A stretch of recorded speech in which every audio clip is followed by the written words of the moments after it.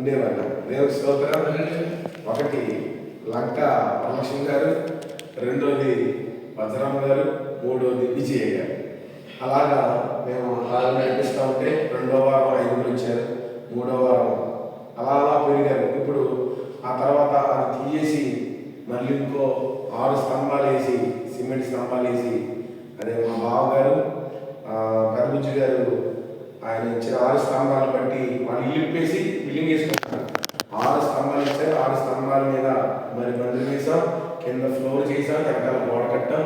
మరి ఒక ఆయన ఏం చేశాడంటే మాకు తెలియకుండా, నాకు ఆశ్చర్యం ఏంటంటే అక్కడికి వెళ్ళి చూసేటప్పటికి చుట్టూరు బద్దలు కట్టేసి శుభ్రంగా దిగ్గొట్టేసి ఇచ్చాడు. దేవుని స్తోత్రం. హల్లెలూయా. ఇలాగా మా పరిచర్య సాగింది. దేవుని కృప బట్టి 2020వ సంవత్సరంలో ఆ మందిరం కూడా తీసేసి పక్కా బిల్డింగ్ వేయడానికి సహాయం చేశాడు. బిల్డింగ్ అంటే రేకి వేయడానికి. దేవుని స్తోత్రం. స్లాబ్